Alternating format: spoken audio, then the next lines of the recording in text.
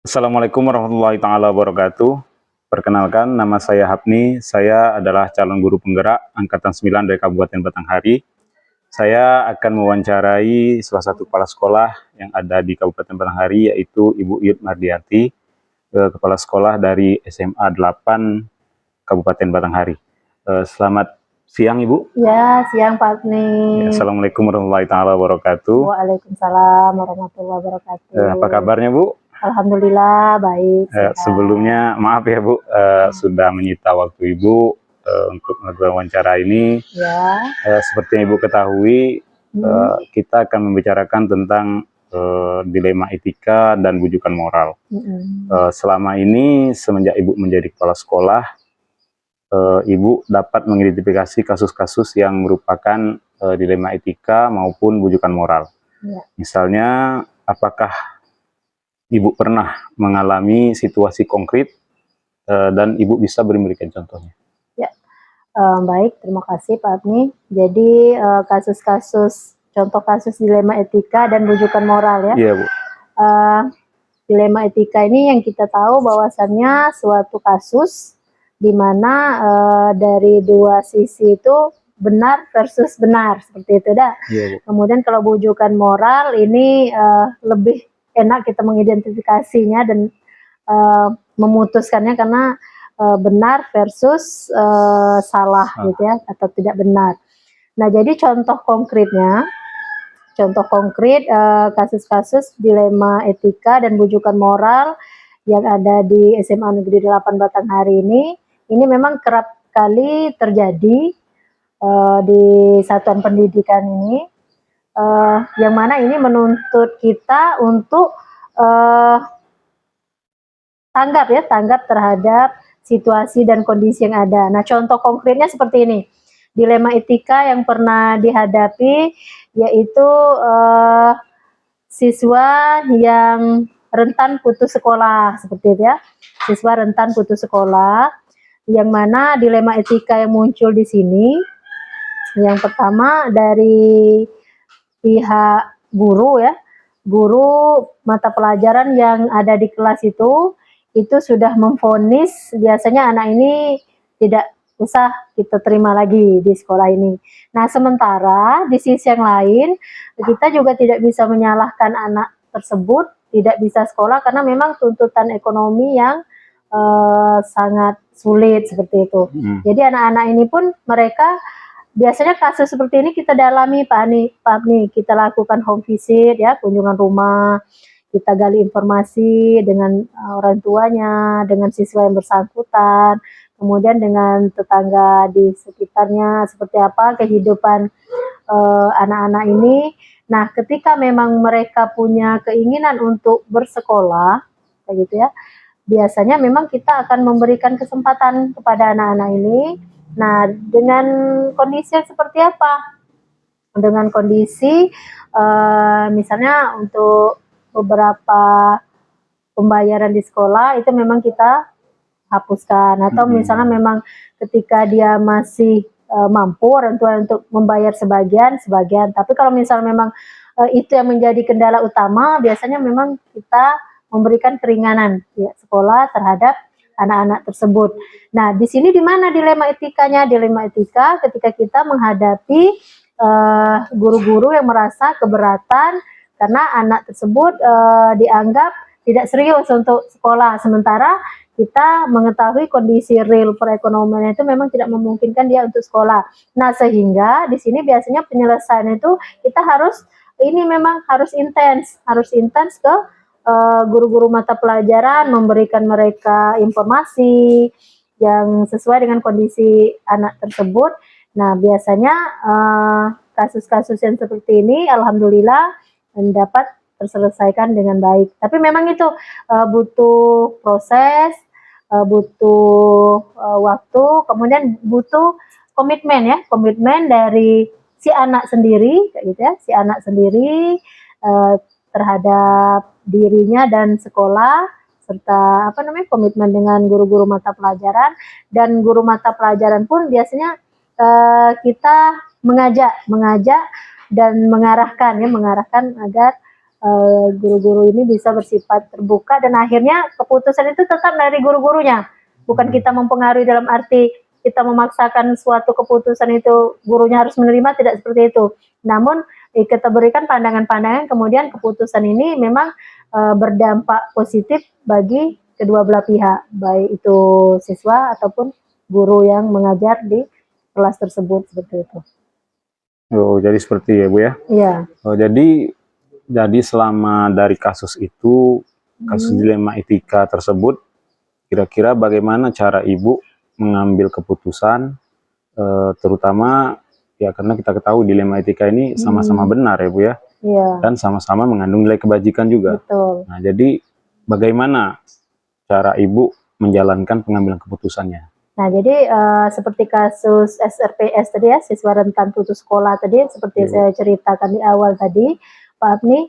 Jadi memang ini dalam kita pengambilan keputusan, kita tidak mau gegabah ya, makanya nanti kita ujuk-ujuk ke guru mapelnya, ini anak ini begini-begini, kita tidak tahu kondisinya, makanya yang pertama langkah awal itu kita perlu mendalami, menggali informasi tentang permasalahan dihadapi oleh kedua belah pihak ataupun dari sudut pandang masing-masing.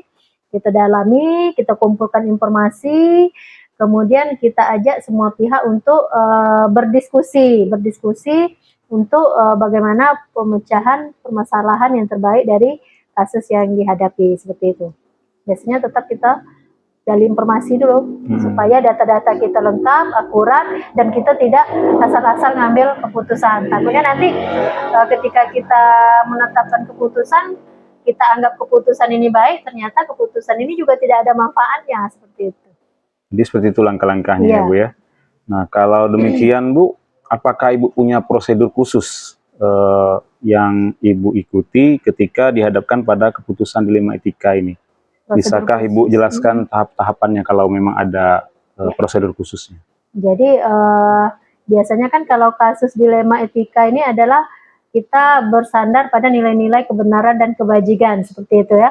Karena keputusan yang akan kita ambil ini akan berdampak terhadap permasalahan itu sendiri.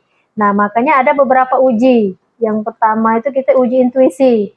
Ya, uji intuisi ini artinya itu kita ke nilai-nilai etiknya, kita bawa ke pemikiran dan perasaan kita sendiri. Ketika dirasa itu memang perlu kita selesaikan dengan upaya-upaya yang optimal, kita harus berupaya. Nah, makanya tadi kalau prosedur dan langkah-langkahnya, yang jelas kita mendalami kasus tersebut, kita gali informasi yang sebanyak-banyaknya. Karena dalam pencarian informasi ini, biasanya kita akan menemukan benang merahnya, seperti itu. Kita akan memperoleh benang merah dari permasalahan tersebut. Nah, dari benang merahnya itulah kita mempunyai gambaran-gambaran yang dapat dijadikan alternatif solusi untuk permasalahan tadi. Nah, oleh karena itu makanya perlu sekali menganalisa, kemudian mencari informasi yang sebanyak-banyaknya, kemudian kita ajaklah ketika misalnya kasus itu sifatnya bisa melibatkan ahlinya, nah kenapa tidak, kita harus melibatkan ahlinya juga ketika kasus itu mungkin memerlukan ahli dari pihak lain yang perlu dilibatkan. Ketika tidak ya kita hanya di dalam forum di satuan pendidikan itu saja, seperti itu.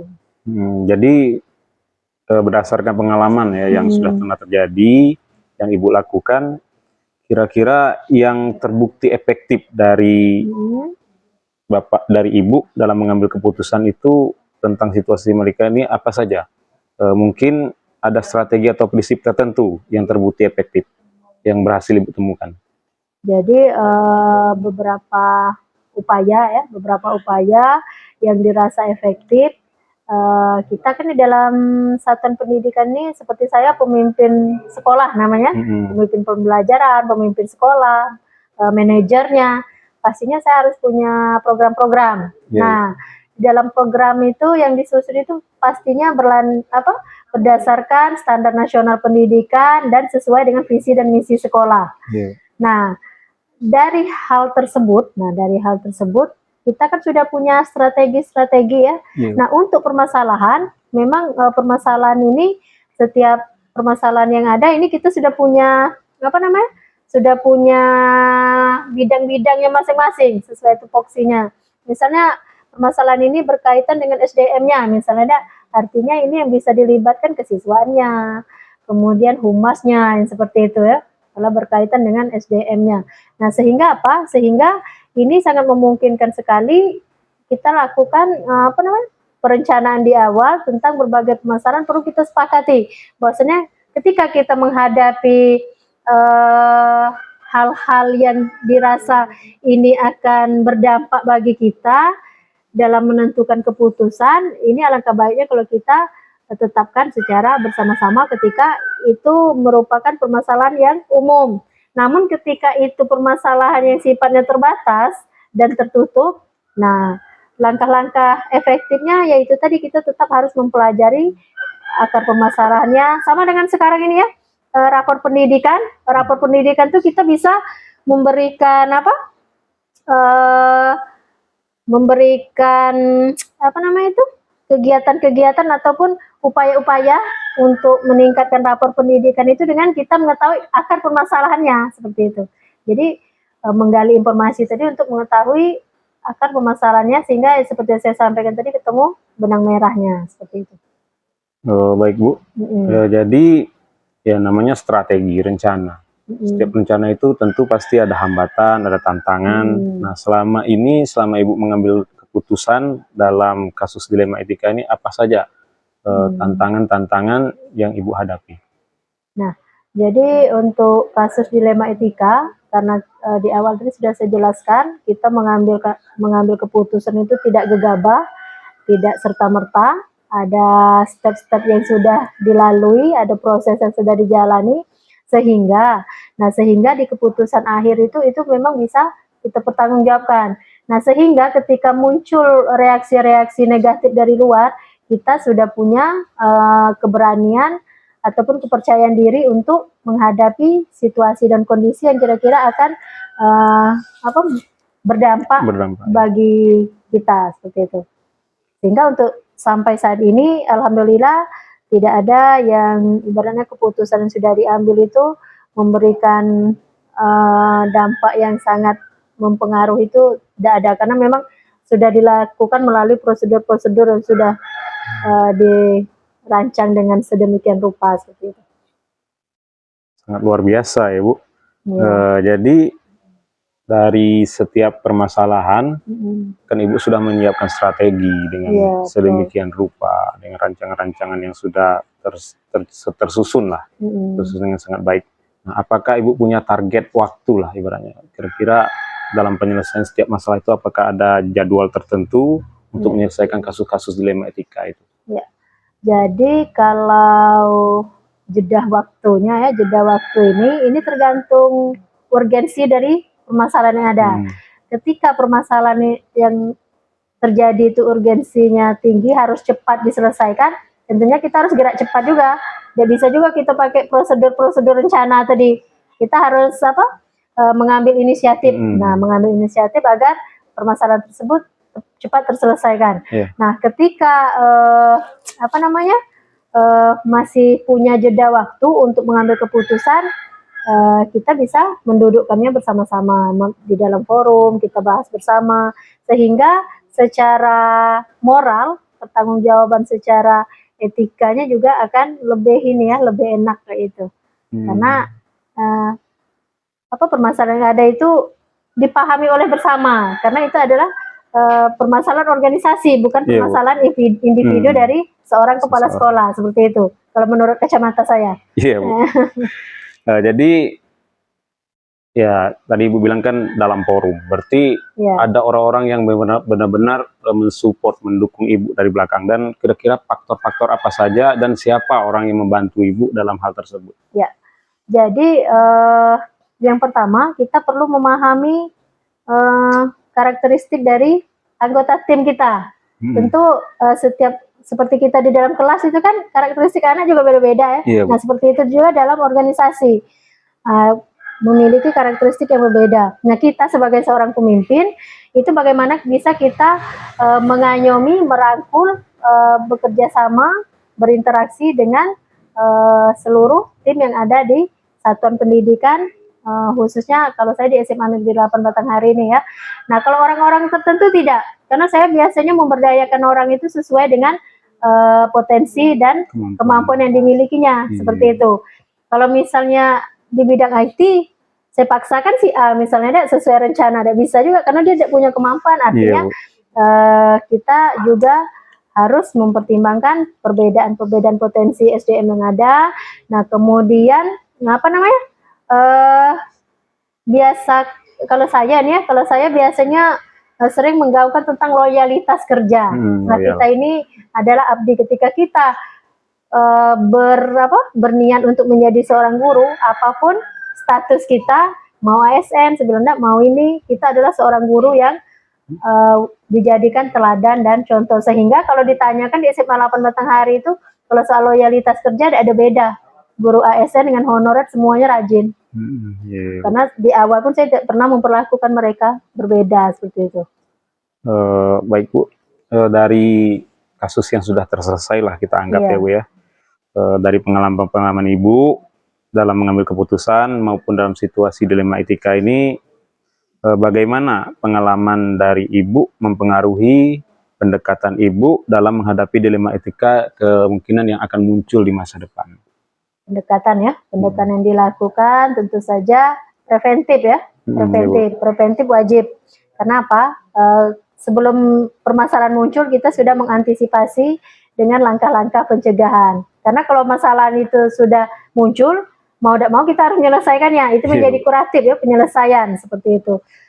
Sehingga memang itu tadi kita harus menunjukkan loyalitas kerja, kedisiplinan, tanggung jawab, pokoknya nilai-nilai sesuai dengan kode etik kita sebagai seorang pendidik. Nah, karena kita di satuan pendidikan, pastinya kode etik sebagai seorang pendidik itu memang harus benar-benar kita terapkan seperti itu. Ya, baik Bu, kurang lebih apa yang saya tanyakan tadi mungkin hanya itu saja.